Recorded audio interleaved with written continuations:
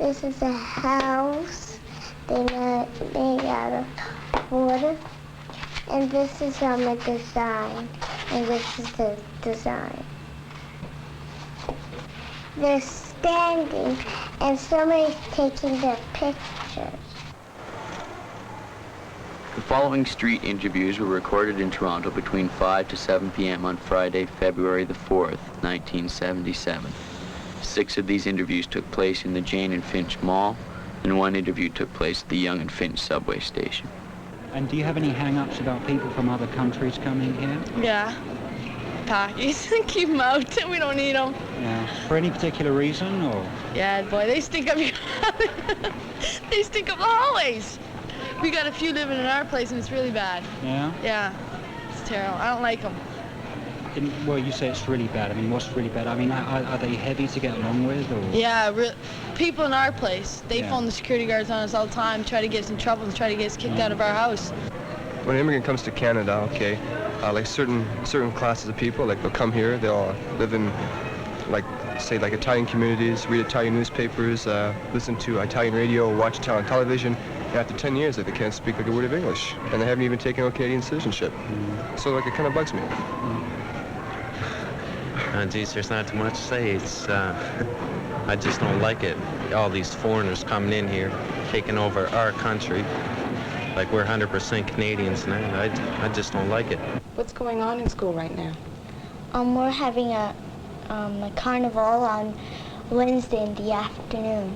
Our class is making a Fonzie booth.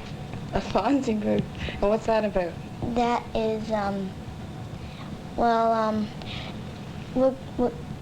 these people go in, and about 5 go in, and then we have leather jackets and jeans and stuff like that, and then they have to act like the Fonz, and we only give them around maybe 3 minutes to do so, and whoever acts the most like Fonz and gets everything on, they'll win something. What do you think you'd like to be when you get a little older? Maybe an archaeologist. An archaeologist? Yeah. I've been studying about dinosaurs with my friend, and she's not that interested in dinosaurs, but I sometimes study with her, and she says she might want to be my partner when we grow up. I find that there's a lot of people coming in from the Oriental countries right now that have degrees and that are filling in many positions. I think these people should be, there should be a limit put on how many can come in from countries from the East, because they're coming in with degrees and they're filling up all the university positions right now. Well, I think their background's too limited. They haven't had enough schooling or experience in our type of living. What do you do in school? We do English and math, and we get gym, especially playing for hockey, and we get volleyball. What do you like the most? Gym. Gym? Mm-hmm. Why is that? Well, you have a lot of fun, and you could run around the gym, and you have a lot of games to play. Do you have any favorite sports, Raj? Basketball. Basketball. You like basketball? You're good in it, eh? Do you have any favorite sports, Renee? No? You don't like sports, eh? Do you ever read any books? Mm-hmm. What kind of books do you like? Mysteries. Mysteries, like what? I'm reading Alfred Hitchcock's stories now. There are too many people in this country already. Yeah. So. I disagree. You disagree? All right. Okay. We got thousands of acres up north that aren't used for anything whatsoever. They got too many people in their country. There's room for everybody here. So I don't see why there should be that many hassles.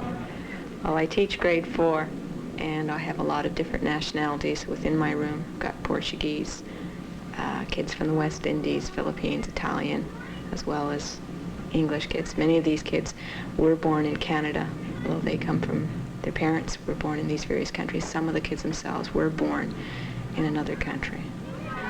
The kids themselves are all in all of the subjects, art, social studies, phys ed, especially in the gym. You see them up, they're just kids. They all like a good time.